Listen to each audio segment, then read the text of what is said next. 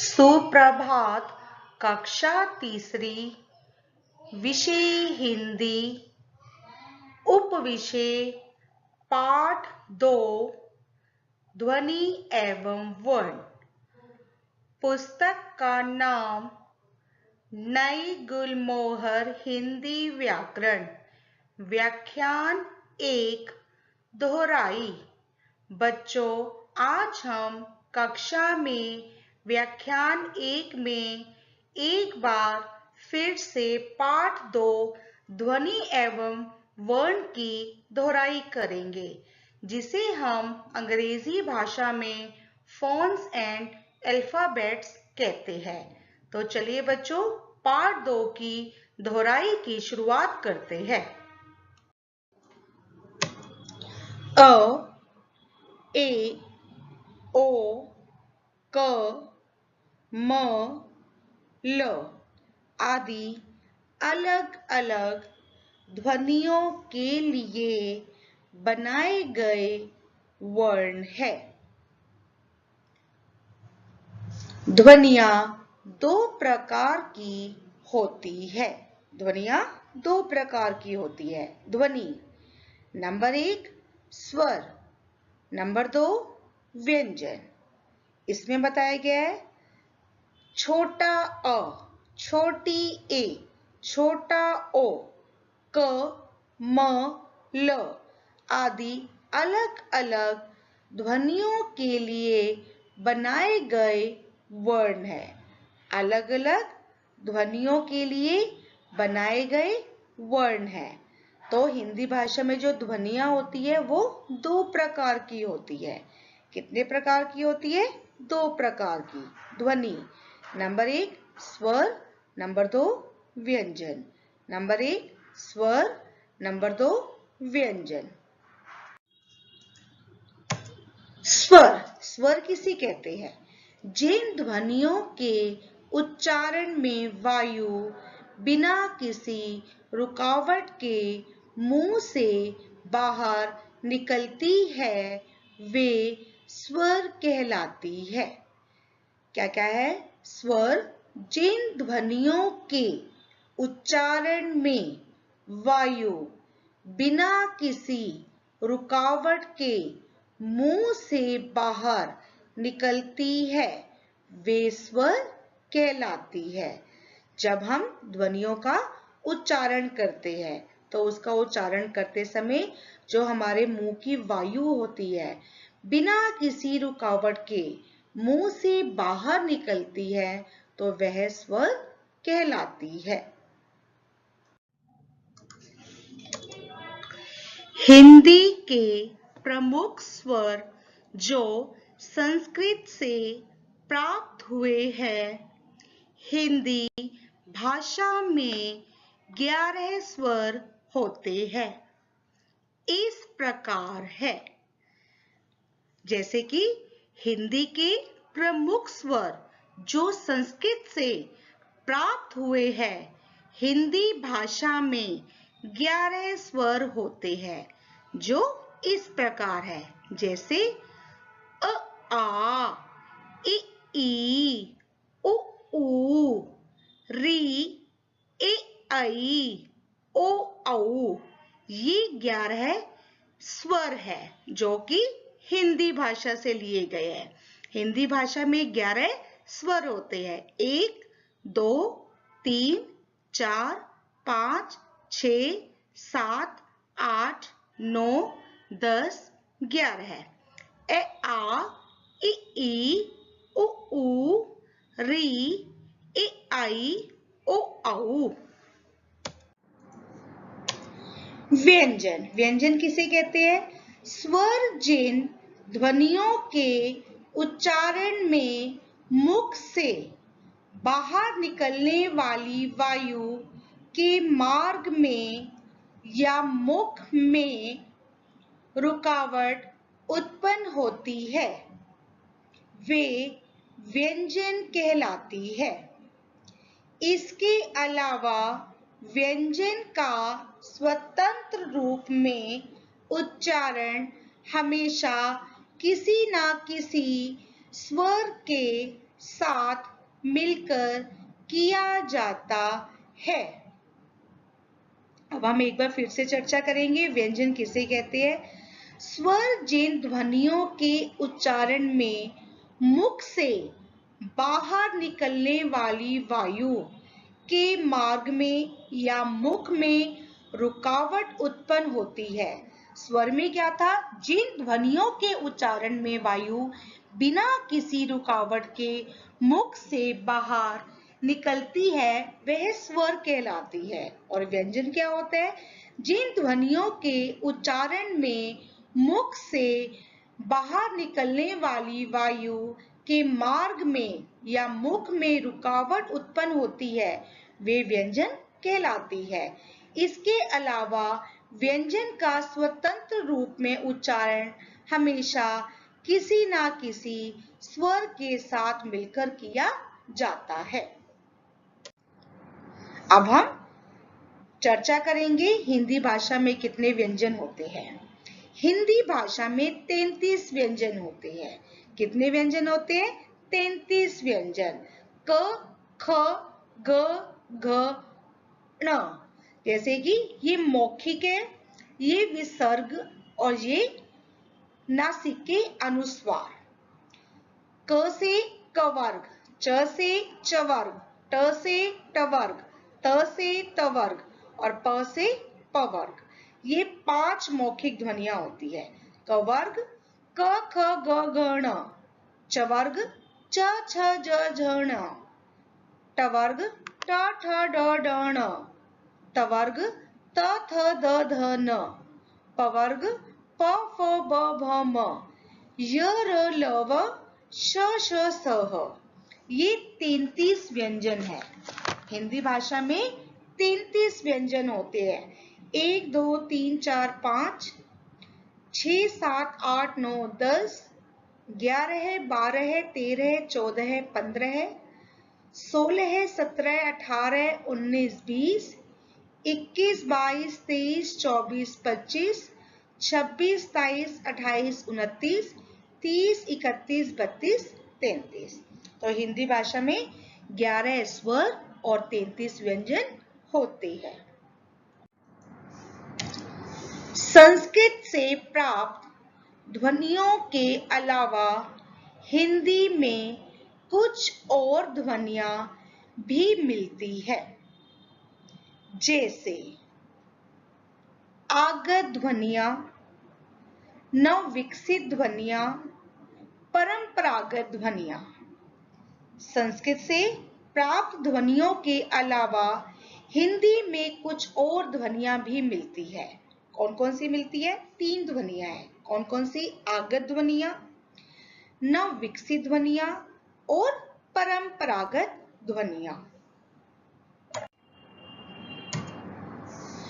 आगत ध्वनियां।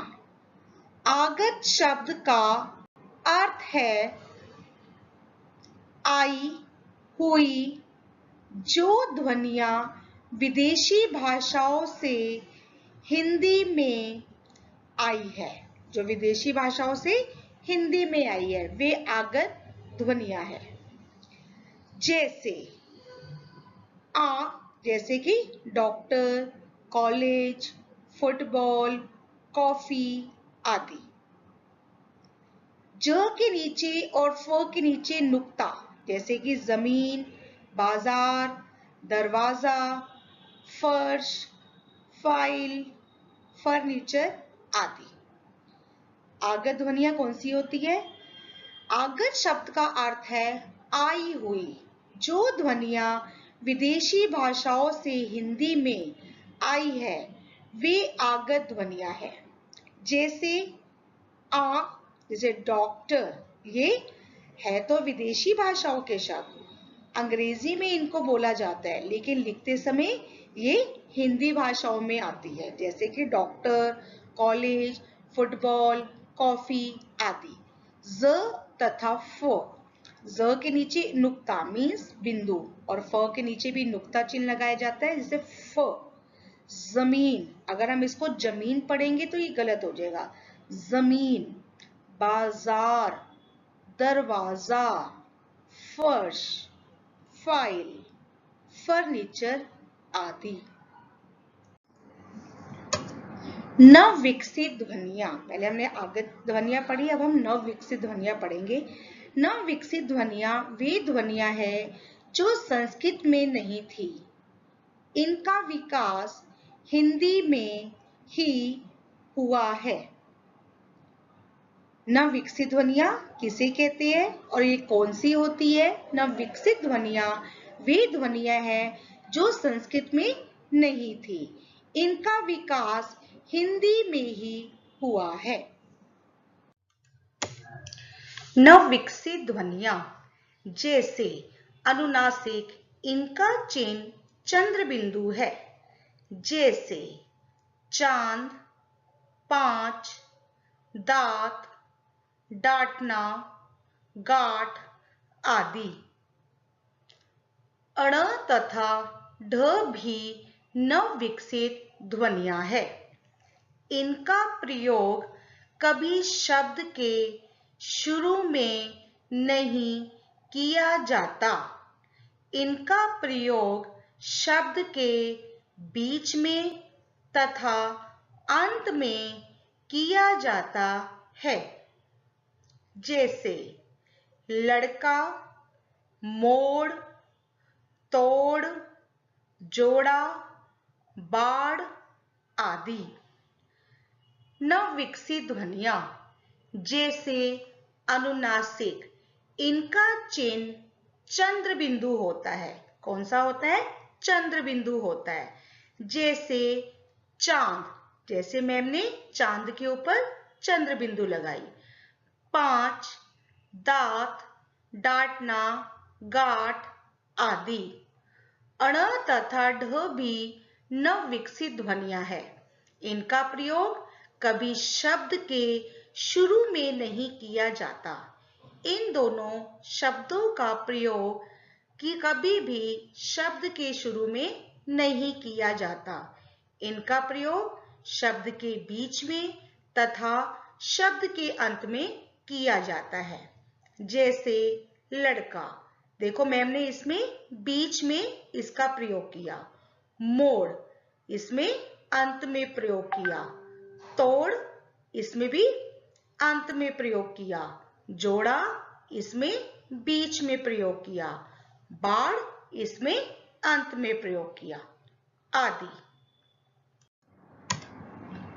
परंपरागत ध्वनियां। परंपरागत ध्वनियों में हम अनुस्वार और विसर्ग पर चर्चा करेंगे। किस पर चर्चा करेंगे? अनुस्वार और विसर्ग। अनुस्वार, अनुस्वार एक नासिकीय व्यंजन है। क्या है? नासिकीय व्यंजन है। इसे बिंदु से लिखा जाता है। अनुस्वार का चिन्ह क्या होता है? बिंदु। जैसे बंदर, पंजाब, संतरा, गंगा, पंडित आदि। तो अनुस्वार का क्या चिन्ह होता है? बिंदु। इसे बिंदु से लिखा जाता है। ये एक नासिकीय व्यंजन है। जैसे कि बंदर, पंजाब, संतरा, गंगा, पंडित आदि, जहां पर हम आधा न का प्रयोग करते हैं। तो अब क्या होता है? हम आधा न की जगह अनुस्वार का प्रयोग करते हैं। इस अनुस्वार, इस बिंदु का अर्थ क्या है? आधा न। विसर्ग, इसे वर्णमाला में अ के साथ विसर्ग के रूप में दिखाया जाता है, जिसे हम बोलते हैं बड़ा अंक खाली। जैसे प्रातः, अतः, स्वतः, पूर्णतः आदि। पुनः, कुछ भी शब्द ले सकते हो। अनुस्वार और विसर्ग को अयोगवाही कहते हैं। अनुस्वार और विसर्ग को अयोगवाही कहते हैं। इसे वर्णमाला में अ के साथ अनुस्वार अह, जैसे कि अह, जिसे हम बोलते हैं बड़ा अंक खाली, के रूप में दिखाया जाता है। जैसे प्रातः, अतः, स्वतः, पूर्णतः आदि। तो अनुस्वार और विसर्ग को अयोगवाही कहते हैं। जैसे कि प्रातः, सुबह होगी, प्रातःकाल हो गया। अतः, इसीलिए। स्वतः, अपने आप। पूर्णतः, पूरा हो गया। तो इनके लिए हम इन शब्दों के साथ हम विसर्ग भी लगाते हैं, इन्हें हम अयोगवा भी कहते हैं।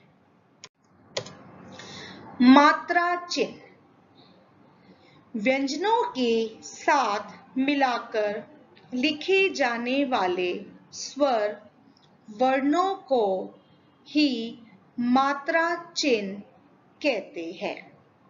मात्रा चिन्ह कहते हैं प्रत्येक स्वर अ को छोड़कर, या प्रत्येक स्वर की मतलब जो अपनी अपनी मात्रा होती है, अ को छोड़कर, अ की कोई मात्रा नहीं होती। जैसे कि आ, जब एक बच्चा छोटा होता है सबसे पहले वह क्या सीखता है? शब्द बनाना, फिर उसके बाद उसको वाक्य बनाना सिखाया जाता है। तो वाक्य बनाने से पहले उसको मात्राओं की जानकारी दी जाती है, जैसे आ की मात्रा, छोटी ई की मात्रा, बड़ी ई की मात्रा, छोटे ऊ की मात्रा, ऐसे करते करते उसको सारी मात्राओं का ज्ञान हो जाता है। जैसे कि यहाँ पर आपको दिए गए, ये है स्वर अ से औ तक। हिंदी भाषा में कितने स्वर होते हैं? 11 है। 1 2 3 4 5 6 7 8 9 10 11। ए आ इ ई उ ऊ री ए आई ओ औ। मात्रा चिन्ह अ की कोई मात्रा नहीं होती, अ की कोई मात्रा नहीं होती।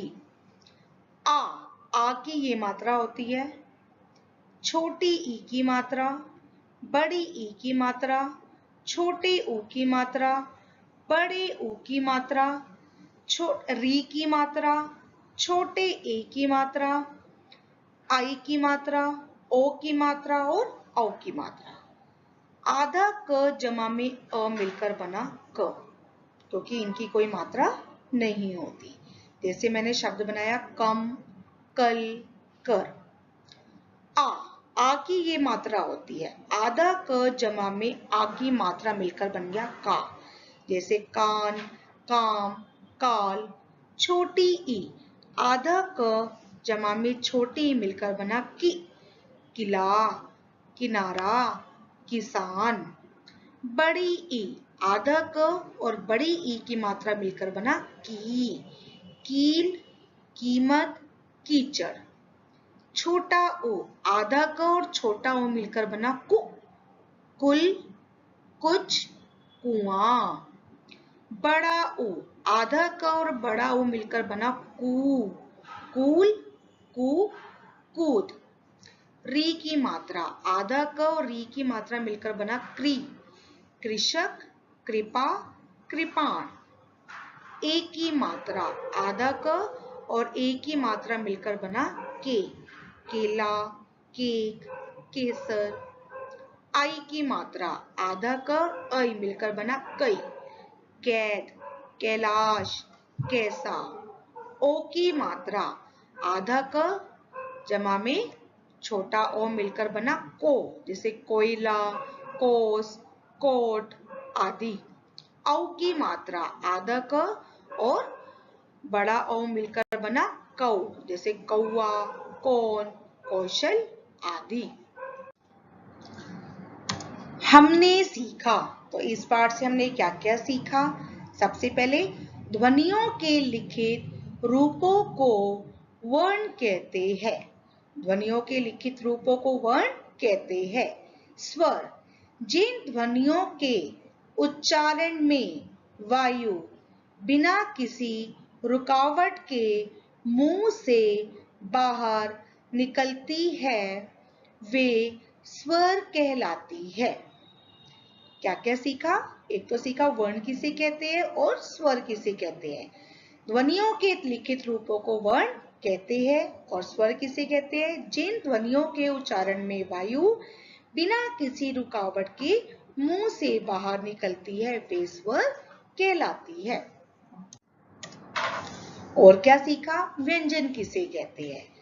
स्वर जिन ध्वनियों के उच्चारण में मुख से बाहर निकलने वाली वायु के मार्ग में या मुख में रुकावट उत्पन्न होती है वे व्यंजन कहलाती है। क्या कहलाती है? व्यंजन। व्यंजनों का उच्चारण हमेशा स्वरों की सहायता से होता है। व्यंजन किसे कहते हैं? जिन ध्वनियों के उच्चारण में मुख से बाहर निकलने वाली वायु के मार्ग में या मुख में रुकावट उत्पन्न होती है वे व्यंजन कहलाती है। और व्यंजनों का उच्चारण हमेशा स्वरों की सहायता से होता है। आ, ज तथा फ आगत ध्वनियां है। क्या है? आगत ध्वनियां है। चंद्र बिंदु, अण, ण न विकसित ध्वनियां है। क्या है? न विकसित ध्वनियां है। अनुस्वार और विसर्ग परंपरागत ध्वनियां है। जैसे कि मैंने अभी आपको सारा बताया कि आगत ध्वनियां कौन सी होती है, न विकसित ध्वनियां कौन सी होती है और परंपरागत ध्वनियां कौन सी होती है। अनुस्वार और विसर्ग, चंद्र बिंदु, अण और ढ, आ, ज और फ।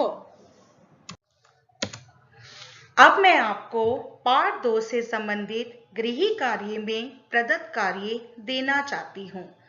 कक्षा 3 प्रदत्त कार्य, विषय हिंदी, उपविषय पाठ 2 ध्वनि एवं वर्ण, नाम, दिनांक।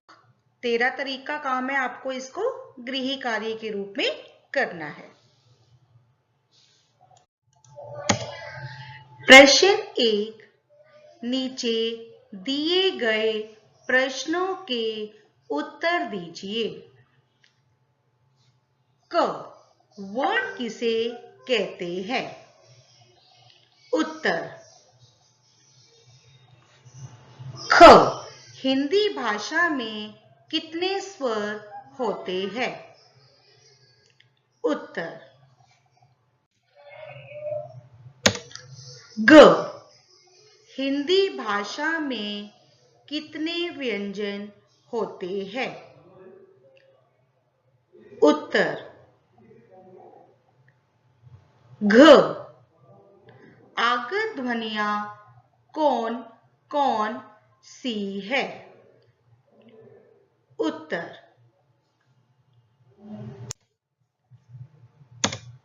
अण, कोई 5 अनुनासिक शब्द लिखिए।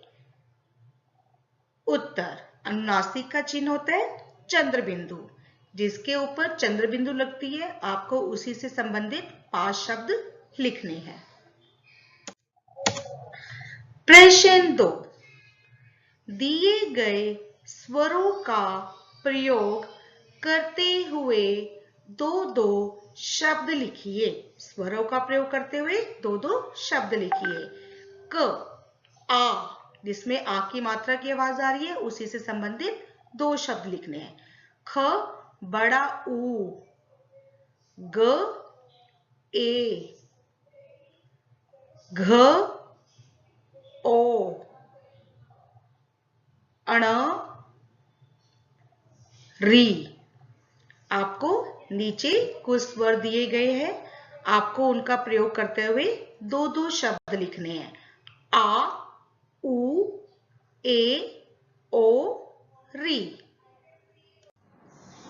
अंत में मैं केवल यही कहना चाहूंगी, हमारे इस चैनल को सब्सक्राइब करिए और हमारी वीडियोस को लाइक करें। धन्यवाद।